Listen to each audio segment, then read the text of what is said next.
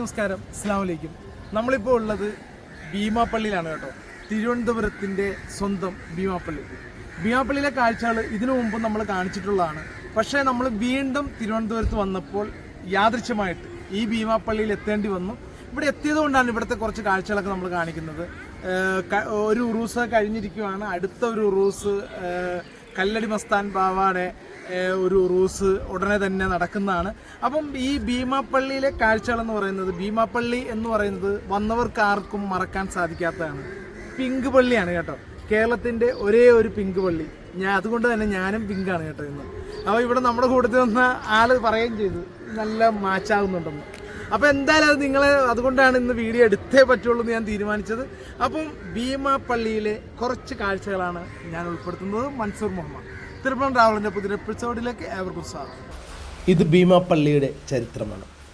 ചരിത്രപ്രസിദ്ധമായ ഭീമാപ്പള്ളിയുടെയും സയ്യിദത്തുൻ നിസ ഭീമാ ബീവിയുടെയും അവിടുത്തെ പുത്രൻ മാഹി ബബൂക്കർ റളിയല്ലാഹുവിൻ്റെയും അവിടേക്ക് പിന്നീടെത്തിയ മഹാനായ കല്ലടി മസ്താൻ്റെയും ചരിത്രം. പ്രകൃതി രമണീയമായ കേരളത്തിൻ്റെ തലസ്ഥാനമായ തിരുവനന്തപുരം നഗരത്തിൽ നിന്ന് 8 കിലോമീറ്റർ തെക്ക് പടിഞ്ഞാറായി സ്ഥിതി ചെയ്യുന്ന പൂന്തുറ എന്ന സ്ഥലത്തിനടുത്താണ് ഭീമാപ്പള്ളി ദർഗാ ഷെരീഫ് സ്ഥിതി ചെയ്യുന്നത്. മതസൗഹാർദ്ദത്തിൻ്റെയും മാനവ ഐക്യത്തിൻ്റെയും പ്രതീകമാണിവിടം. അറബിക്കടലിൻ്റെ മന്ദമാരുതനെ തഴുകിത്തലോടിക്കൊണ്ട് മണൽപ്പരപ്പിൽ ഉയർന്നു നിൽക്കുന്ന മസ്ജിദ് അശരണരുടെയും നിരാലംബരുടെയും കേന്ദ്രമാണ്. ചരിത്രപ്രസിദ്ധമായ തീർത്ഥാടന കേന്ദ്രങ്ങളിലൊന്നാണ് ഭീമാപ്പള്ളി. ഭീമാ ബീവിയും പുത്രൻ ഷഹീദ് മാഹിൻ അബൂബക്കറും അവിടെ അന്ത്യവിശ്രമം കൊള്ളുന്നത് തന്നെയാണ് അവിടെ ഇസ്ലാമിക ചൈതന്യം വളർന്നു വന്നതിന് പിന്നിലെ ചരിത്രം. ജാതിമതഭേദമന്യേ ആയിരക്കണക്കിന് ആളുകൾ ദിവസേന സന്ദർശനത്തിനെത്തുന്ന സ്ഥലമാണ് ഭീമാപ്പള്ളി. കേരളത്തിലെ ഏറ്റവും പഴക്കം ചെന്നതും പ്രസിദ്ധവുമായ ആരാധനാലയങ്ങളിലൊന്നാണ് ഭീമാപ്പള്ളി. 3 ഖബറുകളാണ് ഈ പള്ളിയിലുള്ളത്. ഈ ഖബറിൽ ആശ്രയം തേടിയെത്തുന്ന ഭക്തലക്ഷങ്ങൾക്ക് രോഗമുക്തി ലഭിക്കുമെന്നത് സുനിശ്ചിതം എന്ന് പഴമക്കാർ പറയുന്നു. ഇവിടെ എത്തുന്ന അന്യമതക്കാരിൽ ഭൂരിഭാഗവും രോഗശാന്തി തേടി വരുന്നവരാണ്. വർഷങ്ങൾക്ക് മുമ്പ് കേരളത്തിലേക്ക് മാലിക് ബിൻ ദീനാറിന് ശേഷം കടന്നു വന്ന ഷഹീദ് മാഹിൻ അബൂബക്കറിൻ്റെ മാതാവ് ഭീമാ ബീവിയുടെ പേരിൽ നിന്നാണ് ഭീമാപ്പള്ളി എന്ന നാമകരണം ഉണ്ടാകുന്നത്. ആതുര സേവനവും മതപ്രബോധനവുമായി കേരളം മുഴുവൻ ചുറ്റിത്തിരിഞ്ഞ ഇവർ ഒടുവിൽ തെക്കൻ തിരുവിതാംകൂറിലെ തിരുവല്ലം എന്ന സ്ഥലത്ത് എത്തിച്ചേരുകയും അവിടെ സ്ഥിരതാമസമാക്കുകയും ചെയ്തുവത്രേ. വലിയ വൈദ്യന്മാരായിരുന്ന മാഹിൻ അബൂബക്കറിൻ്റെയും ഭീമാ ബീവിയുടെയും പ്രശസ്തി തെക്കൻ തിരുവിതാംകൂറിൽ വ്യാപിച്ചു. രോഗികളും കഷ്ടത അനുഭവിക്കുന്നവരുമായ നാനാജാതി മതസ്ഥർ ഇവരുടെ സ്വാധീനത്താലും ഇവരുടെ കഴിവുകളാലും അവർക്ക് രോഗശമനം ലഭിച്ചു. അന്ത്യപ്രവാചകനായ മുഹമ്മദ് നബിയുടെ പരമ്പരയിൽപ്പെട്ട ഭീമാ ബീവി, മകൻ ഷെയ്ഖ് സയ്യിദ് ഷഹീദ് മാഹിൻ അബൂബക്കർ എന്നിവരുടെ ഖബറുകളാണ് ഭീമാപ്പള്ളിയിലുള്ളത്. വർഷങ്ങൾ ഇത്ര കഴിഞ്ഞു ഇന്നും സിയാറത്തിനായിട്ടും രോഗശമനത്തിനും ഒക്കെയായി ദുആ ചെയ്യാനും ആയിരക്കണക്കിന് ആളുകളാണ് ഒഴുകിക്കൊണ്ടിരിക്കുന്നത്. ഭീമാപ്പള്ളി ദർഗാ ഷെരീഫിലെ പ്രധാന ആകർഷണങ്ങളിലൊന്ന് മരുന്ന് കിണറാണ്. ഭീമാപ്പള്ളി ദർഗാ ഷെരീഫിൻ്റെ വടക്ക് ഭാഗത്തായി വളരെ പുരാതനമായ ഒരു കിണറാണത്.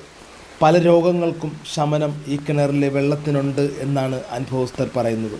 അതിനാൽ തന്നെയാണ് ഇത് മരുന്ന് കിണറെന്ന പേരിലും അറിയപ്പെടുന്നത്. ഈ കിണറിൻ്റെ ഉത്ഭവത്തെപ്പറ്റി നിരവധി അഭിപ്രായങ്ങളുണ്ടെങ്കിലും ഷഹീദ് മാഹിൻ അബൂബക്കർ എന്നിവർ രക്തസാക്ഷിയായത് ഈ സ്ഥലത്താണെന്നും പറയപ്പെടുന്നു. കണ്ട, ഇതുപോലെ കുറേ ആളുകളിങ്ങനെ ഇവിടെ പിരിവുകാരുടെ ബഹളമാണ്. അങ്ങനെയുള്ള കുറച്ച് കാര്യങ്ങളെ ഇവിടെ നിലവിലുള്ളൂ. ഈ ഇതുപോലുള്ള സ്ഥലങ്ങളിൽ നമ്മൾ ഇപ്പോൾ എവിടെ പോയാലും ഏത് തീർത്ഥാടന കേന്ദ്രങ്ങളിൽ ചെന്ന് കഴിഞ്ഞാലും ഉള്ളത് ഇതുപോലുള്ള ആളുകൾ ഉണ്ടാവും. പിന്നെ ഇത് കണ്ട, ഇതൊക്കെ ഈ ഭീമാപ്പള്ളിയുടെ പ്രധാനപ്പെട്ട ഒരു സംഭവമാണ് കേട്ടത് ഈ സംഭവം. അതായത് ഇത് കണ്ട എന്തുമാത്രം പ്രാവും കൂടുകളാണ്. അതുപോലെ തന്നെ അതുകൊണ്ട് തന്നെ വൃത്തിഹീനമാക്കുന്നുമുണ്ട് കേട്ടോ ഇവിടെയൊക്കെ. അതുപോലെ തന്നെ ഇതിൻ്റെ സമീപ സ്ഥലങ്ങളിൽ കച്ചവടക്കാരുണ്ട് കുറേ. ഇവിടെയാണ്, ഇതിനകത്താണ് ഭീമാ ബീവിയെ അടക്കം ചെയ്തിട്ടുള്ളത്. അവിടെയാണ് കല്ലടി മസ്താൻ ബാവയെ അടക്കം ചെയ്തിട്ടുള്ളത്. എൻ്റെ ഇവിടെ മരുന്ന് കിണറാണ് കേട്ടോ. സ്ത്രീകൾക്കും പുരുഷന്മാർക്കും ഒക്കെ സെപ്പറേറ്റ്. ഇവിടുന്ന് ഈ മരുന്ന് കിണറിൽ വെള്ളം എടുക്കാൻ വേണ്ടി നിരവധി ആളുകളാണ് വരുന്നത് കേട്ടോ.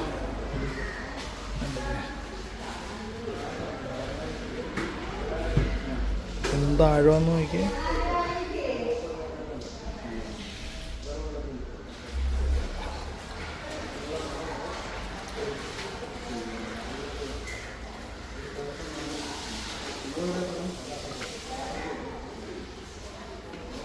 എങ്ങനെ ഒഴിക്കും അത്?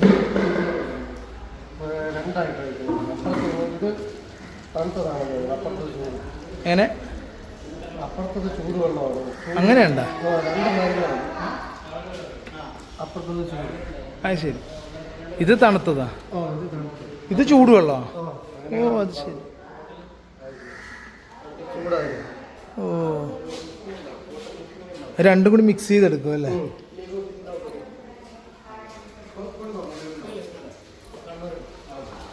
ചൂടുണ്ടോ?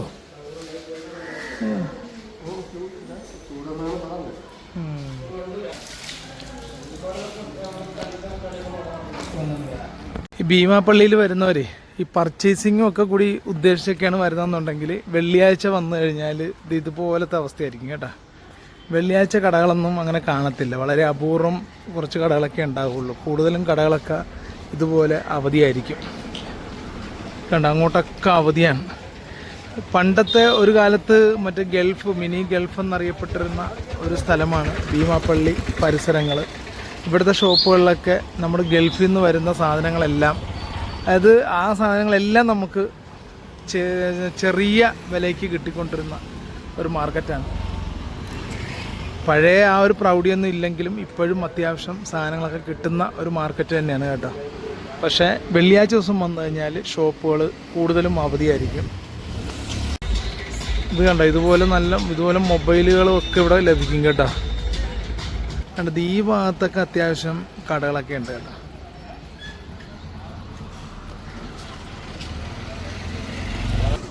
ഇവിടെയൊക്കെ ഈ ഒത്തിരി കടയുണ്ടെങ്കിലും നമ്മളിത് ഈ ഒരു ചെറിയൊരു കടയുണ്ട്, കുരുവി എന്ന് പറയുന്ന ഹോട്ടൽ. ഇവിടെ ഇതിനു മുമ്പ് വന്ന് ഊണ് കഴിച്ചിട്ടുള്ളതാണ് കേട്ടോ. താരതമ്യേന ഇവിടെ ഉള്ളതിൽ വെച്ച് ബെസ്റ്റായിട്ടുള്ളൊരു ഊണ് കിട്ടുന്ന സ്ഥലമാണെന്ന് പറഞ്ഞു വന്നു. പക്ഷേ ഇത്തവണ വന്നപ്പം അവിടെ കഴിഞ്ഞു പോയി കേട്ടോ. ഇത് കണ്ട ആ ഭാഗത്തൊക്കെ ഒത്തിരി കച്ചവടക്കാരുണ്ട് കേട്ടോ. അങ്ങോട്ട് പോകും തോറും അങ്ങോട്ട് ഒത്തിരി കച്ചവടക്കാരുണ്ട്. അതെവിടെയൊക്കെയാണ് പാർക്കിംഗ് ഏരിയ വരുന്നത്, ആ ഏക്കർ കണക്കിന് നടക്കുന്ന സ്ഥലത്താണ് കേട്ടോ.